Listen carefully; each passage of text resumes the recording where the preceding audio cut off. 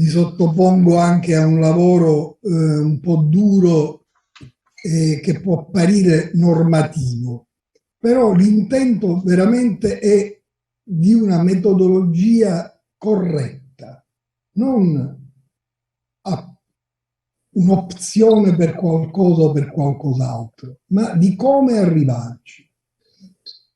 E spero che adesso, per esempio, quello che vi dirò chiarirà meglio attraverso un esempio, anche questo faticoso, la distinzione, la correlazione tra questi elementi dello ultimo.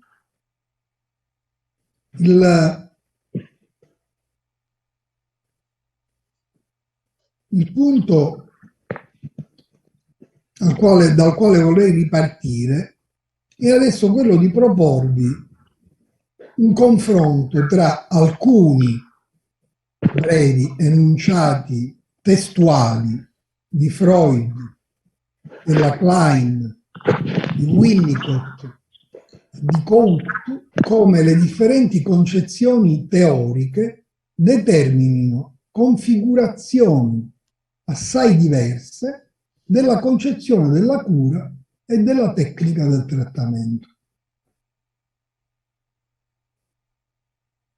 Premetto che per l'intento esclusivamente metodologico del discorso non esprimo alcun giudizio di merito sulle posizioni, ma tendo a mostrarne solo i caratteri distintivi e divergenti. Allora, confrontiamo i seguenti enunciati testuali che vi mostro sullo schermo.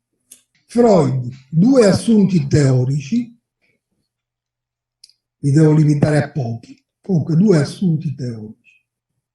L'io ha il compito di soddisfare le esigenze derivanti dal suo triplice rapporto di dipendenza dalla realtà, dall'ess e dal superio, mantenendo allo stesso tempo la sua organizzazione e affermando la sua autonomia.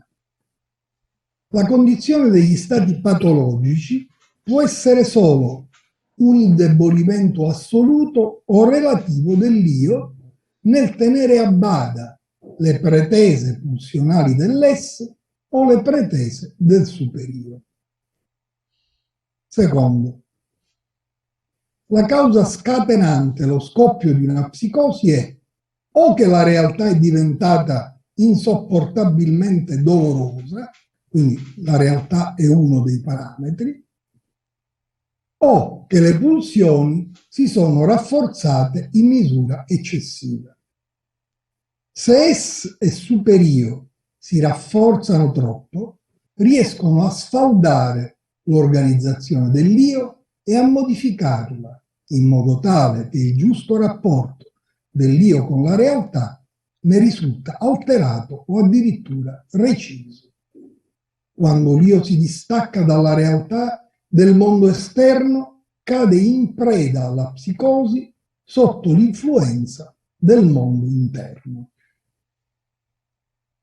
L'imbrigliamento delle pulsioni che gli individui erano riusciti ad attuare fallisce a causa del rafforzamento pulsionale.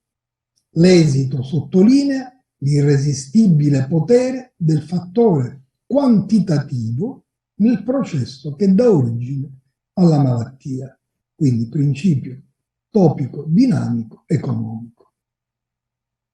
Concezione del trattamento.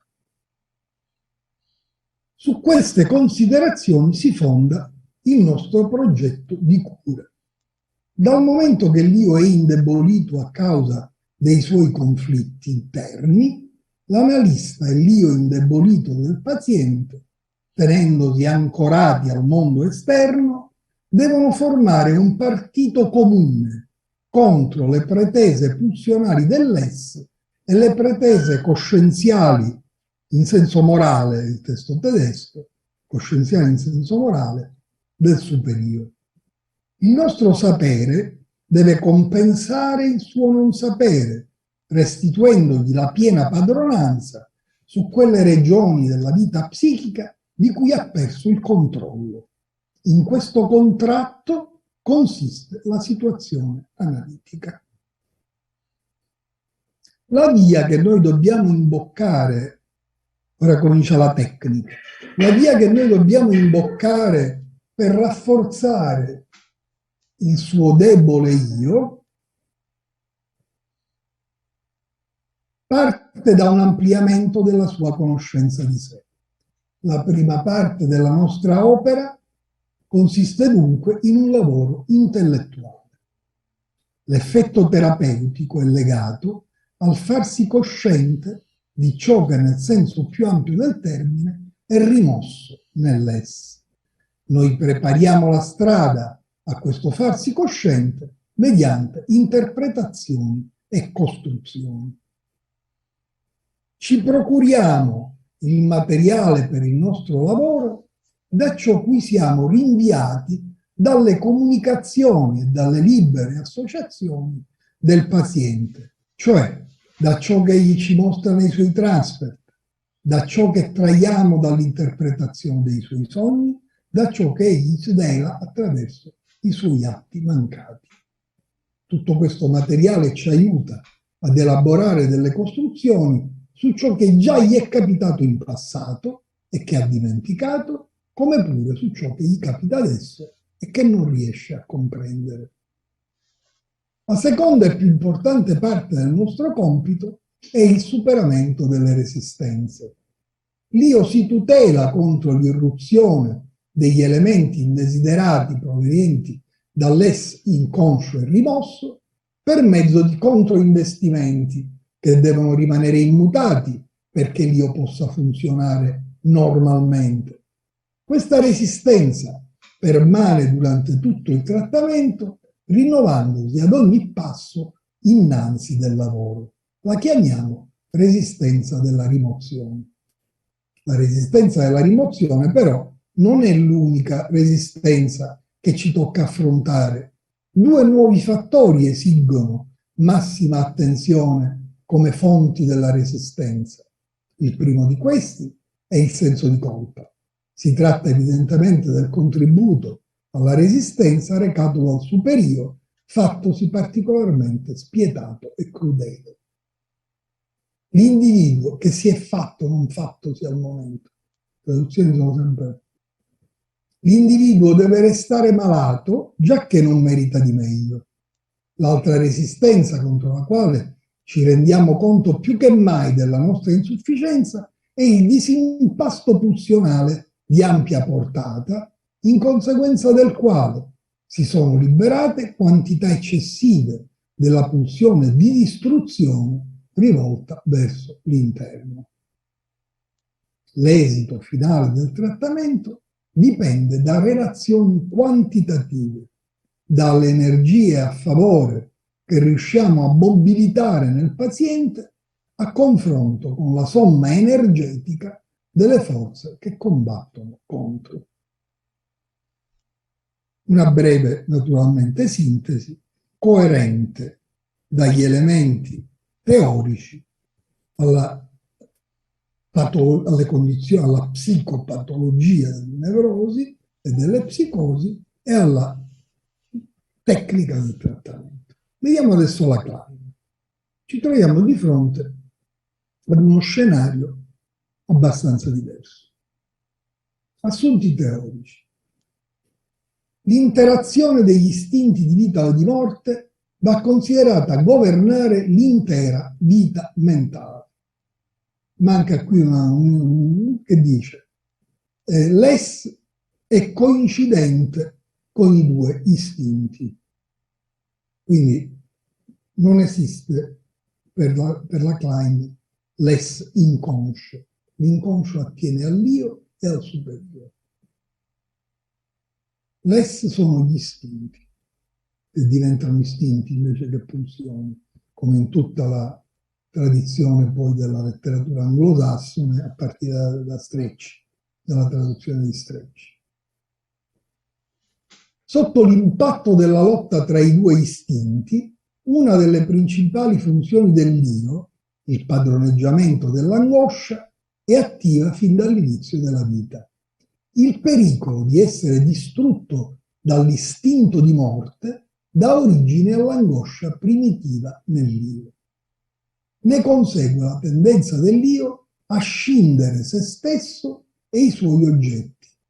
Questo si verifica in parte perché alla nascita l'io manca grandemente di coesione, in parte perché costituisce una difesa nei confronti dell'angoscia primitiva, cioè questa è la scissione. Il mio lavoro sulle prime fasi dello sviluppo mi ha portato a distinguere due forme di angoscia: l'angoscia persecutoria, che è predominante nei primi mesi di vita e dà luogo alla posizione schizoparanoide, e l'angoscia depressiva, che giunge all'apice verso la metà del primo anno e dà luogo alla posizione depressiva. L'angoscia persecutoria è rivolta principalmente ai pericoli sentiti come minacce per l'io. L'angoscia depressiva ai pericoli sentiti come minacce per l'oggetto amato, soprattutto a causa dell'aggressività del soggetto. Concezione del trattamento.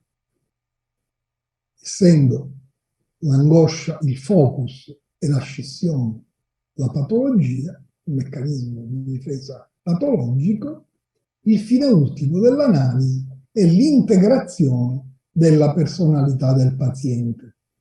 Per quanto riguarda la tecnica, ho cercato di dimostrare che solo analizzando costantemente le angosce e le difese legate all'invidia e agli impulsi distruttivi si possono ottenere progressi nell'integrazione.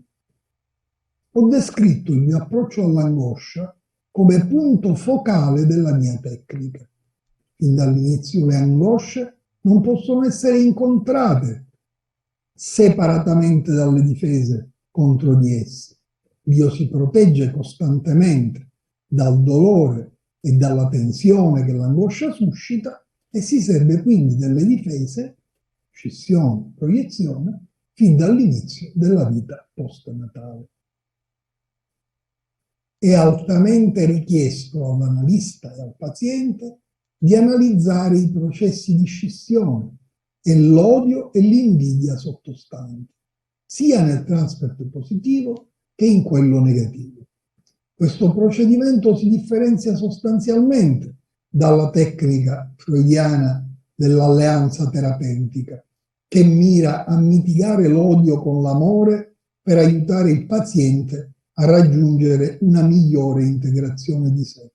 Solo analizzando sia il transfert negativo che quello positivo, l'angoscia può essere ridotta alla radice. Questa particolare enfasi andava contro il punto di vista psicoanalitico, secondo il quale le interpretazioni non dovrebbero essere troppo profonde e troppo frequenti. Ho perseverato nel mio approccio nonostante il fatto che esso comportasse un cambiamento radicale della tecnica. Questo approccio mi ha portato in un nuovo territorio, poiché ha reso possibile la comprensione delle fantasie infantili precoci, delle angosce e delle difese che a quel tempo erano ancora in gran parte inesplorate. Quindi, la modificazione coinvolge il focus,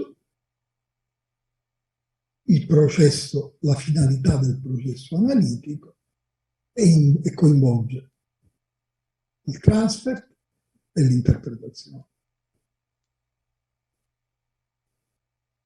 Quindi, assunti teorici. Il bambino e le cure materne, cambiamo ulteriormente scenario, anzi questo è quasi capovolto. Il bambino e le cure materne costituiscono insieme un'unità. L'unità non è l'individuo, l'unità è un'organizzazione individuo-ambiente. I differenti tipi di malattie psiconevrotiche possono essere meglio raggruppate in base alle tipologie di difesa, di cui la principale è la rimozione. Qui quindi coincide. Nella psicosi, invece, vengono messe in gioco e organizzate difese molto primitive causate da anomalie dell'ambiente. I deficit ambientali che producono la psicosi appartengono allo stadio che precede quello in cui lo sviluppo dell'individuo ha ottenuto l'equipaggiamento grazie al quale è consapevole sia del rifornimento ricevuto dall'ambiente che della sua mancanza. La psicosi è una malattia da deficit ambientale. È errato pensare ai disturbi psicotici come a un crollo. Si tratta di un'organizzazione difensiva relativa a un'agonia primitiva. Assioma, scrive Winnicott. Il crollo temuto è già avvenuto. Ciò che si presenta come malattia del paziente è un sistema di difese organizzate relative al crollo che è già avvenuto. Ne segue una concezione coerente del trattamento. Ciò che intendo assumere ciò che intendo è assumere la teoria generale della continuità di una tendenza innata verso la crescita e l'evoluzione personale e la teoria della malattia mentale come ostacolo allo sviluppo. Quest'ultimo punto porta con sé l'idea di un orientamento dinamico della cura, evolutivo, nel senso che se viene rimosso il blocco dello sviluppo, ne consegue la crescita grazie alle potenti forze che appartengono alle tendenze innate di ogni essere umano. Il setting dell'analisi riproduce le prime e più antiche tecniche materne, invita alla regressione a motivo della sua affidabilità. Per regressione intendo regressione a uno stato di dipendenza e non regressione nel senso specifico di regressione alle zone erogene, delle zone erogene. L'esperienza originaria dell'agonia primitiva non può essere collocata nel passato se prima l'io non l'ha riportata alla sua esperienza e al controllo onnipotente nel tempo presente attraverso il sostegno ausiliario dell'io della madre analista. Questo lavoro amplia il concetto di transfert, poiché al momento dell'analisi di queste fasi l'io del paziente non può essere assunto come un'entità stabilita e non si può avere nevrosi di transfert, perché per averla deve esserci un io, anzi un io integro, un io in grado di mantenere le difese contro l'angoscia che scaturisce dall'istinto. Dove c'è un io integro e l'analista può dare per acquisiti i primi elementi dell'accudimento del bambino, il setting dell'analisi è secondario rispetto al lavoro interpretativo. Nel lavoro che sto descrivendo, il setting diventa più importante dell'interpretazione. L'accento passa dall'una all'altra. Lo sguardo del neonato e del bambino che vede se stesso nel volto della madre e successivamente allo specchio ci offre un modo per guardare all'analisi e al compito psicoterapeutico.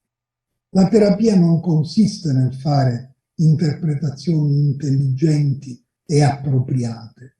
In linea di massima consiste nel restituire al paziente ciò che il paziente porta. È un derivato complesso del volto della madre che riflette ciò che è là per essere visto.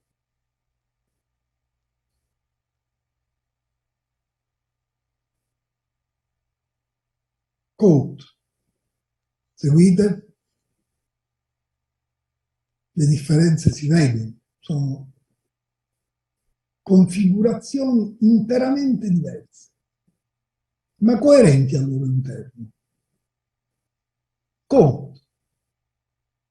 Assunti teorici. Le nozioni di sé da una parte, di io superiore ad essi dall'altra, appartengono a livelli differenti di formazione concettuale. Io, esse superiore sono elementi costitutivi di un'astrazione specifica della psicoanalisi che si riferisce a un livello elevato, cioè lontano dall'esperienza, l'apparato psichico. I concetti di sé e di oggetto sé si riferiscono a esperienze interne che appartengono alla realtà psicologica. La pulsione sessuale non è un concetto metapsicologico. La pulsione sessuale infantile, andiamo alle pulsioni, questo per l'apparato. Le pulsioni. La pulsione sessuale infantile isolata non è la configurazione psicologica primaria. La configurazione psicologica primaria, di cui la pulsione è solo una componente, è l'esperienza della relazione fra il sé e l'oggetto sé empatico. Le manifestazioni pulsionali isolate si stabiliscono solo dopo fallimenti traumatici e o prolungati dell'empatia da parte dell'ambiente oggetto sé. Lo stesso vale per la distruttività. La distruttività dell'uomo come fenomeno psicologico è secondaria. Essa sorge originariamente come risultato del fallimento dell'ambiente oggetto sé nel corrispondere al bisogno del bambino di risposte empatiche ottimali, non massimali. La rabbia distruttiva, in particolare, è sempre motivata da una ferita del sé. Quindi la distruttività è reattiva. La spiegazione psicologica profonda, terzo assunto, dei fenomeni psichici normali e patologici richiede, pertanto, potremmo metterci, due approcci complementari, quello della psicologia del conflitto e quello della psicologia del sé. L'esse sessuale e distruttivo e il superio inibente e proibitivo sono le componenti costitutive dell'apparato mentale dell'uomo della colpa. L'uomo della colpa. La psicologia del sé è necessaria per spiegare la patologia del sé frammentato e del sé. Qua manca una frase. Del sé frammentato e del sé diviso, credo. In breve, i disturbi psichici e le battaglie dell'uomo tragico. Il nucleo dell'angoscia di disintegrazione del sé è l'anticipazione del crollo del sé, non la paura della pulsione. Ne segue una concezione del trattamento sempre più distante a questo punto. Perché? La psicologia del sé, sebbene non trascuri il conflitto psichico e lo analizzi quando si presenta nel transfert, lo fa solo come un passo preliminare sulla via di ciò che considera il compito essenziale dell'analisi terapeutica, cioè l'esplorazione, nelle loro dimensioni dinamiche e genetiche, dei difetti della struttura del sé mediante l'analisi delle traslazioni d'oggetto sé. Quindi l'analisi delle difettività del sé attraverso i transfer sugli oggetti sé. La forza trainante del processo analitico nei disturbi del sé consiste essenzialmente nella riattivazione, qui c'è una continuità anche con Winnicott, dei bisogni evolutivi del sé che erano rimasti privi di risposta. Il compito essenziale del trattamento diventa l'analisi delle manifestazioni provenienti dalle strutture compensative che si sono formate in modo incompleto nella prima parte della nostra vita. Ho finito. Le cosiddette difese e resistenze, di conseguenza, le strutture compensative non sono né difese né resistenze. Esse costituiscono piuttosto elementi preziosi per proteggere il sé, per quanto debole e difensivo possa essere, dalla disintegrazione e dall'invasione. Non è l'interpretazione che cura il paziente. L'unità terapeutica di base della guarigione psicoanalitica non si fonda sull'espansione della conoscenza. Freud. A costituire l'essenza della guarigione è piuttosto l'accrescimento della struttura psichica dell'analizzando che viene assicurata sotto forma di interpretazioni correttive. Non so se da questo breve e sintetico e faticoso excursus si veda chiaramente come da assunti di base diversi, concezioni eziopatogenetiche diverse seguano e concezioni della cura a loro volta diverse. I cambiamenti introdotti dai diversi autori che ho citato nell'ambito della teoria generale si esprimono in modo evidente nei cambiamenti della teoria e della tecnica. Sussistono differenze profonde rispetto agli obiettivi dell'analisi e ai mezzi per conseguirli.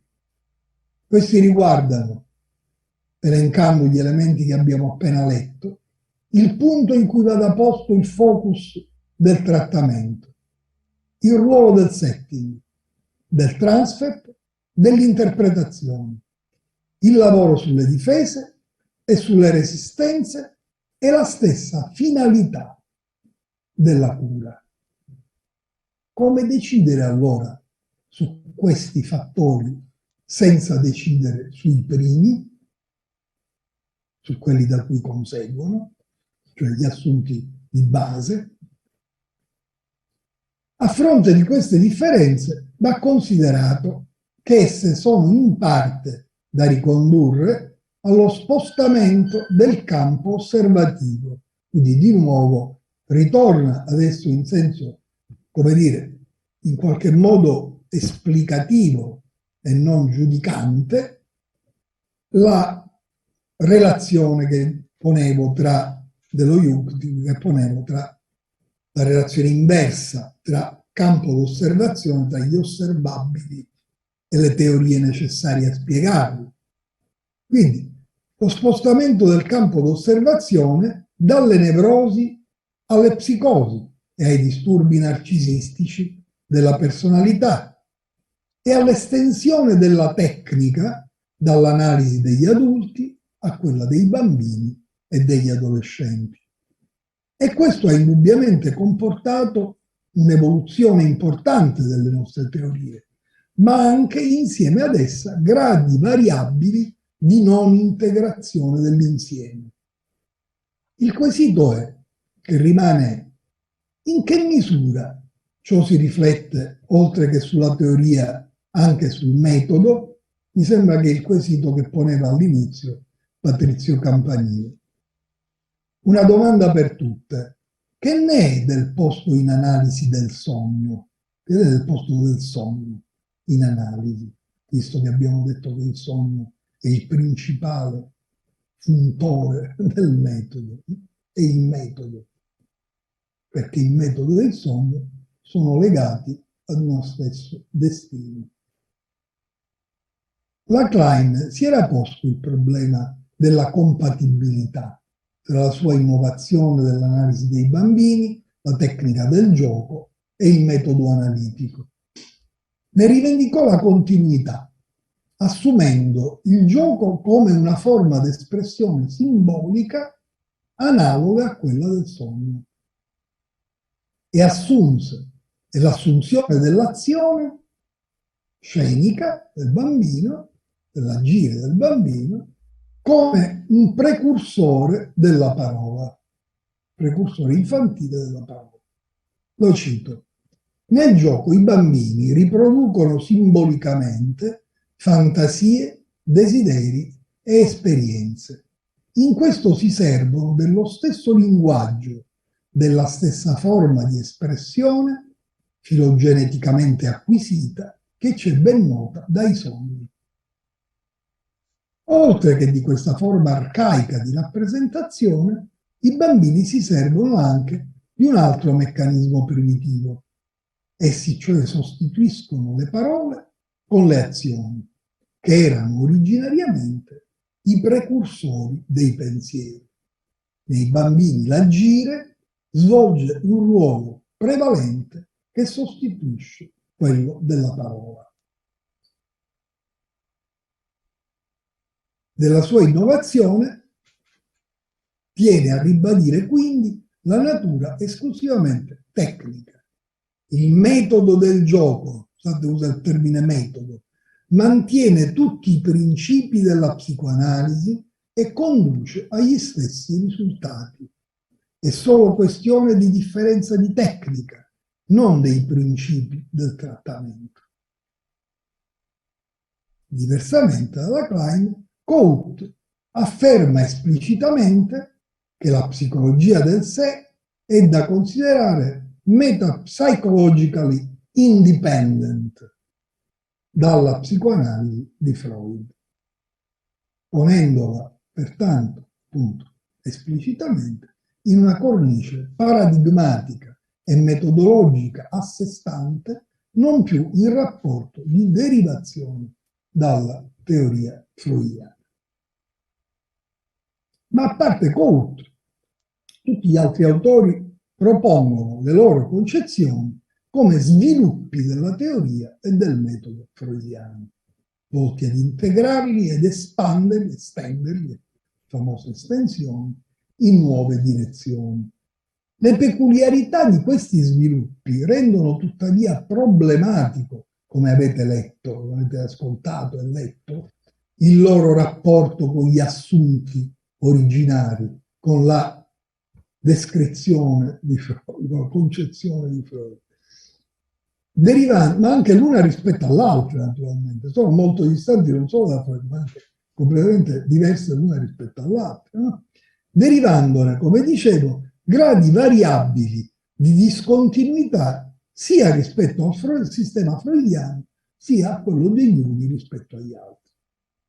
Tali divergenze, se da un lato, e ho finito, hanno implicazioni rilevanti sullo statuto unitario della teoria psicoanalitica, dall'altro si riflettono sulla pratica clinica, determinando la pluralità e soprattutto l'indecidibilità teoretica delle strategie tecniche e operative.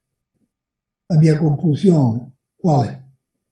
La mia conclusione è che l'evoluzione della psicoanalisi richieda di riconoscere quelle divergenze, non ignorandole a favore di politici ecumenismi, né decidendole in base, risolvendole in base a opzioni ideologiche e schieramenti di scuola, ma affrontandole attraverso la ricerca e il confronto disinteressato fra le teorie e le osservazioni psicoanalitiche. Le osservazioni psicoanalitiche, cioè quelle, se tutto quello che ho detto è chiaro, rese possibili e ottenute attraverso l'uso del metodo psicoanalitico. Ho finito, grazie, spero di non avervi troppo appesantito.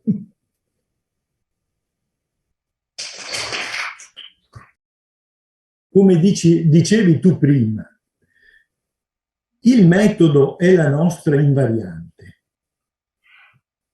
Quello che tu ci hai appena mostrato è che solo uno degli autori che tu hai citato, e cioè la Klein, si è posta il problema di esplicitare come le variazioni della sua teoria e della sua tecnica si traducono in un interrogativo relativo al metodo. E lei si dà una risposta. Allora il punto è che questo è un lavoro che ha fatto lei. Io credo che chi aderisce a ciascuna delle altre impostazioni non debba semplicemente confrontarsi, come hai suggerito tu alla fine, con i punti di vista diversi, ma debba provare a vedere che cosa, utilizzando, così viene dichiarato, il metodo, quello che loro stanno cercando, ciascuno di questi punti di vista, all'interno di ciascuno di questi punti di vista si sta cercando, per capire se il metodo della libera associazione è esattamente la stessa cosa di cui sta parlando l'altro che lo usa per raggiungere un altro oggetto. E io credo che questo sia uno sforzo che deve fare soprattutto chi ha abbracciato un determinato punto di vista. Come tu ci hai mostrato, la Klein si è prefissa l'obiettivo di spiegare perché una variazione di tecnica non modifica il metodo. Goethe ha detto: signori, io sono interessato ad andare da un'altra parte. Ecco, all'interno di questa gamma ci sono posizioni che secondo me richiedono ulteriore lavoro. Altrimenti noi facciamo semplicemente una dichiarazione di principio. Il metodo è lo stesso. E continuo a pormi l'interrogativo se ciò possa essere possibile. Se qualcuno vuole intervenire, diamoci un po' di tempo e poi ci accontentiamo. In questi 2 mesi continuiamo a studiare e andiamo avanti. Sono Franco De Masi, mi sentite? Sì, Franco, parla pure. Io volevo dire delle cose in modo molto succinto e povero rispetto al lavoro profondo, articolato e stimolante che abbiamo appena ascoltato. Allora, io direi che l'ultima parte della relazione, chiaramente ci sono delle differenze tra Freud, Klein, Coate e Winnicott, perché cambiano i modelli. Voglio dire, la Klein ha un modello relazionale, la relazione oggetto. Freud ha un modello pulsionale, spiega anche la psicosi attraverso la pulsione. Però io credo che tutti questi autori si differenziano, sì, ma si integrano nel senso che la psiche è complessa e ognuno di loro esamina un aspetto, una funzione della psiche. Non solo, ma anche, diciamo così, un modello kleiniano si, diciamo così, si adatta di più se tu hai un paziente depresso. Un modello winnicottiano si adatta di più se hai un paziente ambientalmente traumatizzato. Quindi voglio dire, non credo che questi diversi approcci, teorie, modelli, tecniche devono per forza essere in contrasto. Si integrano all'interno della complessità della clinica, per cui ogni tecnica analitica è specifica per il singolo specifico paziente. Io la vedo in un modo così, più forse dal basso. Riolo la vede dall'alto della sua intelligenza, diciamo così, teorica, che io non posseggo, ma per me non c'è questa differenza. Io posso leggere benissimo Winnicott e apprezzarlo, a parte alcune cose sbagliate che dice sulla psicosi, tanto per fare un esempio. Però voglio dire, ognuno ha scoperto un nucleo importante della nostra psiche e delle ragioni della sofferenza. Le ragioni della nostra sofferenza dell'essere umano sono molteplici. Ho finito. Saradis Tanopoulos, vai. Sì, io vorrei partire da una considerazione. Sono d'accordo con Nando che dobbiamo tornare in presenza e la SPI lo sta facendo con tutta la prudenza del caso. Questo non implica che necessariamente dobbiamo abbandonare questo canale di comunicazione con tanti soci che non potrebbero raggiungere la sede del dibattito. Un sistema misto è molto ragionevole, ma sono d'accordo con Nando che se oggi 30 o 40 di noi fossimo al centro Veneto sarebbe prodotta un'atmosfera migliore. Devo dire anche che sono d'accordo con Nando su quello che è fondamentale nel suo discorso, cioè che noi non facciamo dialogare le nostre differenze e che questo porta, e che significa anche tensione, dibattito, conflitto di idee, e che non facendole dialogare da molti anni ormai siamo ridotti a affinare sempre di più le correnti di pensiero che seguiamo, ma non produrre nuove idee. E da 20 anni che non sento una nuova idea tra di noi, da tutti noi. O le idee nuove ci sono sicuramente, ma non circolano tra di noi. Questo è un problema che lo dobbiamo riconoscere. Entrando nel merito del discorso di Nando, io vorrei proporre in modo molto sperimentale iniziale una questione. E Nando ha magistralmente indicato lo spazio del metodo, l'ho definito in 3 modi: l'onirico, le associazioni libere, che effettivamente sono d'accordo con lui, creano un'atmosfera onirica nella seduta analitica, e un punto importante, la dimensione sensoriale, pattica e narrativa. E dall'altra parte, sul lato della tecnica, metteva giustamente setting, transfer, interpretazione. Questo già ci permette di dire una cosa: solitamente nell'estensione dell'applicazione, non del metodo, ma dell'applicazione del metodo, nell'estensione del campo di applicazione del metodo, si mantiene il transfer, il più delle volte anche se sotto forme diverse, e l'interpretazione. Si modifica il setting. La questione qui di fondo è la modifica di setting rispetto al metodo, o attraverso la modifica del setting si abbandona qualcosa di fondamentale del metodo. Questo è il primo aspetto che io vorrei proporre, non in termini di domanda, in questione su quale riflettere. Penso però che Nando ha direttamente proposto un buon criterio per stabilire che cosa succede quando noi estendiamo il nostro campo. L'altra questione, che ecco, la questione sperimentale di cui volevo parlare, è che nel parlare di sensoriale, patire e narrativo, Nando introduce una questione fondamentale, che c'è l'esperienza, che l'analisi è anche e soprattutto un'esperienza vissuta, e colloca in questo modo, giustamente a mio avviso, l'esperienza, sulla quale dobbiamo comunque riflettere, io la propongo come questione in questo modo, nel campo del metodo. Ora, quello che vorrei dire è che se ci fermiamo sul patire, e il patire significa anche soffrire, provare, ed è notoriamente legato al patire e conoscenza di Eschilo, ci porta direttamente al lutto. Quindi direi che è molto importante nel presente che prima di ogni altra cosa l'analisi, l'esperienza analitica è un'esperienza fondamentale di lutto, e che questo si caratterizza in una maniera fondamentale perché l'analisi esalta l'esperienza del lutto, e questo le impedisce di essere una tecnica. Direi quindi che la psicoanalisi si avvale di una tecnica, ma non è assolutamente una tecnica. Grazie. Qualcun altro vuole intervenire?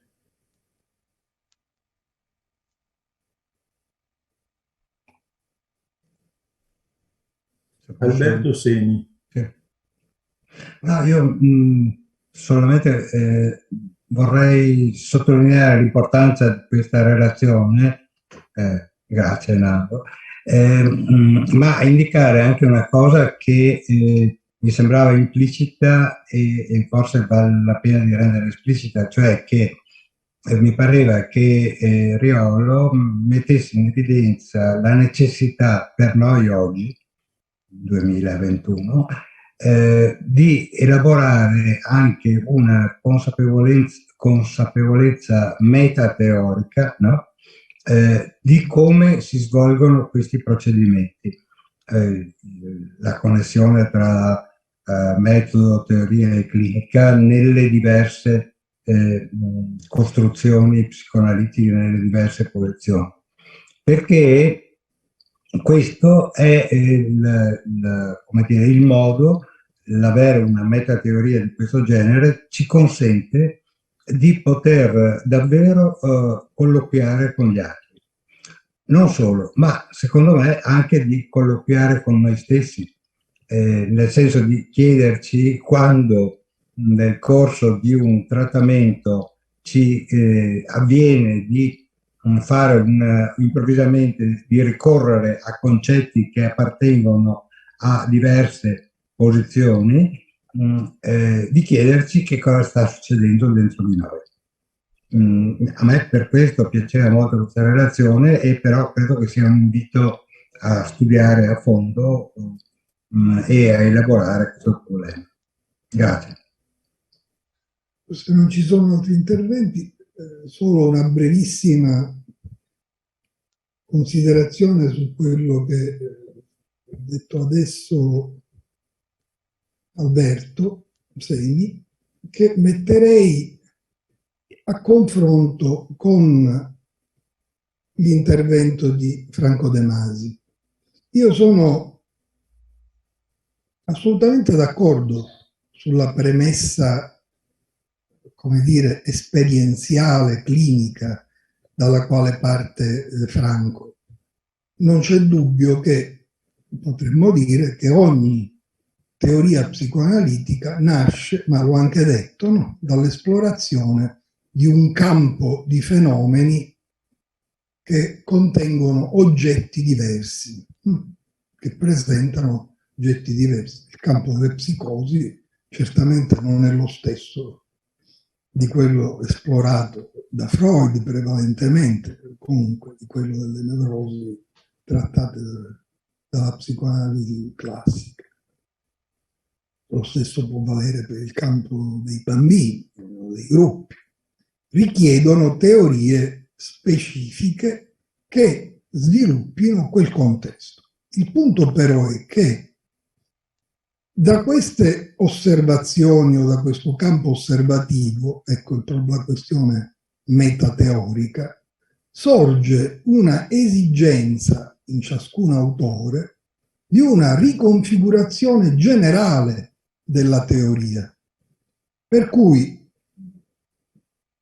la riconfigurazione teorico-metodologica e clinica e tecnica assume un carattere universale e quella teoria diviene in qualche modo un sistema totalizzante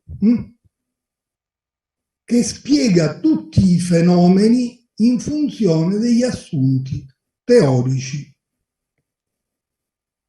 considerati, postulati, potremmo dire, in parte postulati e in parte poi effetto delle esperienze cliniche, delle esperienze analitiche. Questo fa sì che questi sistemi, come diceva Wallerstein, effettivamente rappresentino poi delle totalità non commensurabili. Quindi il punto è che l'integrazione di cui tu parli poi si rivela impossibile. È impossibile integrare il sistema di Cout con quello della Klein, ma anche il sistema di Winnicott con quello della Klein. Basti considerare la psicosi è una malattia da deficit ambientale. Qui c'è un problema che non è solo di differente punto di vista, è un problema di contraddizione in termini logici, cioè due affermazioni contraddittorie non possono essere entrambe vere, bisogna scegliere. Se Winnicott dice l'istinto di morte semplicemente non esiste ed è il prodotto di un fraintendimento di Freud e della Klein, nello spiegare l'aggressività umana. Questa affermazione è incompatibile logicamente con l'altra. Non possono essere tutte e due vere. Così come non è possibile rendere compatibile l'affermazione dell'ess come luogo della rappresentazione psichica rimossa e inconscia o anche non rimossa di Freud, con la visione della Klein per cui l'ess non è il luogo di rappresentazioni psichiche, ma è il, come diceva il famoso vabbè,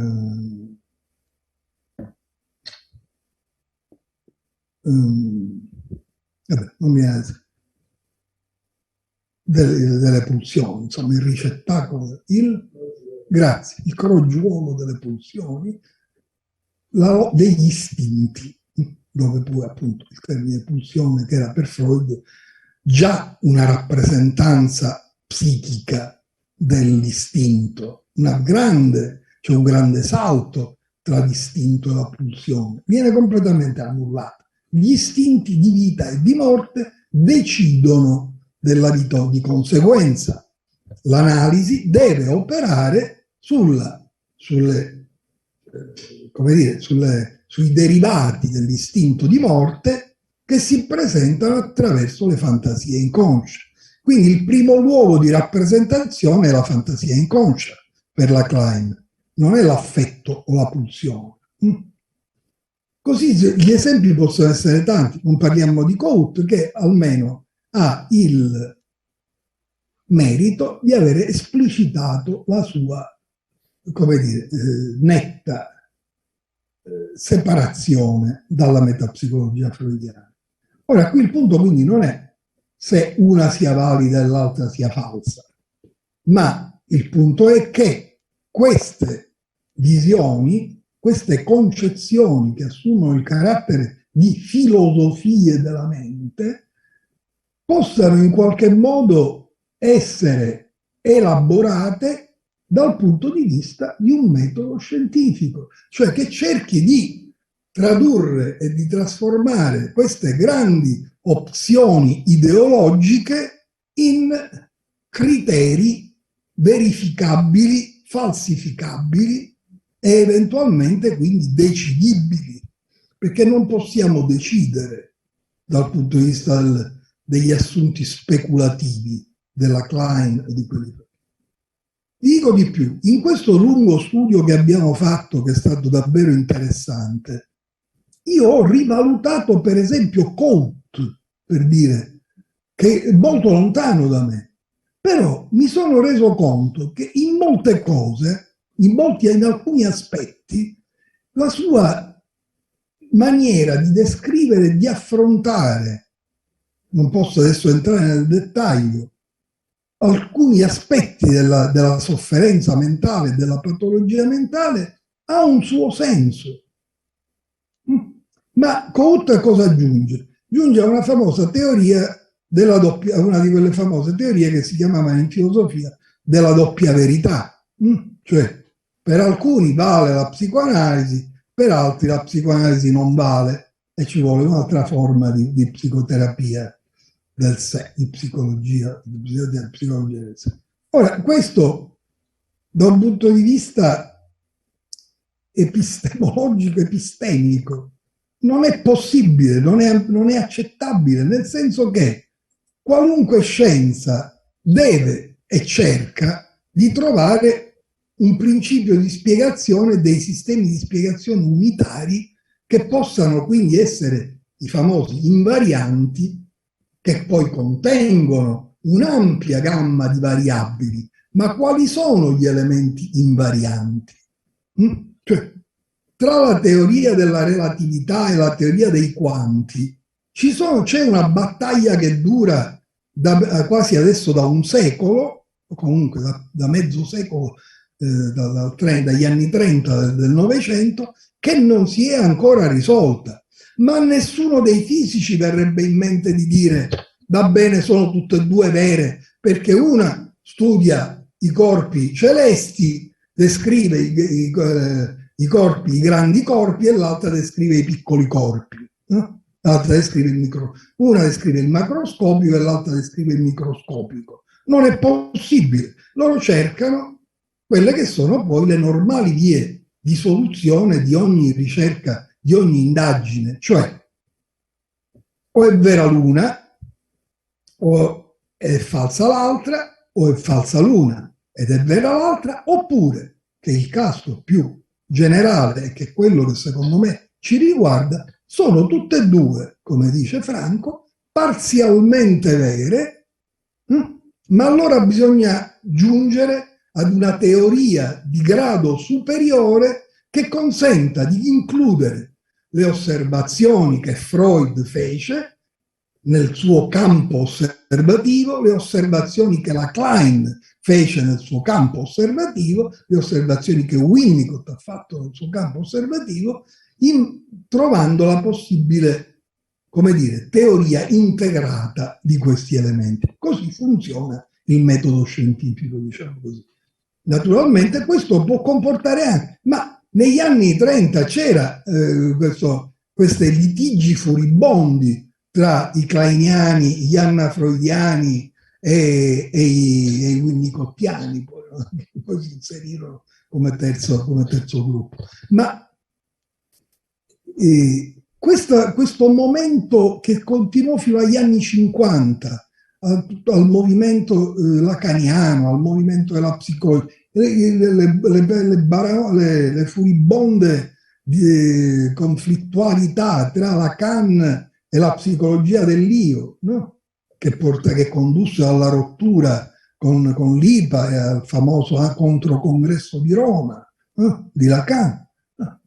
È stato tutto abbandonato. Adesso vige questo ecumenismo ipocrita in base al quale tu va bene, ognuno fa quello che vuole e tutto può essere messo d'accordo, perché tanto io mi occupo di questo e lo descrivo in questo modo. Allora, io credo che su questa base, se abbiamo a cuore l'evoluzione della nostra disciplina, non potremo andare molto avanti. Rimaniamo su un terreno dell'opinabile, del soggettivo, o peggio ancora, ripeto, come ho detto prima, delle appartenenze di scuola, no? Delle appartenenze di scuola. Quindi è giusto, mettiamoci a studiare, mettiamoci a ricercare la fatica della ricerca disinteressata. Grazie. Di cui abbiamo bisogno. Grazie Nando. Ma con un metodo che sia innanzitutto logico. Che sia innanzitutto logico.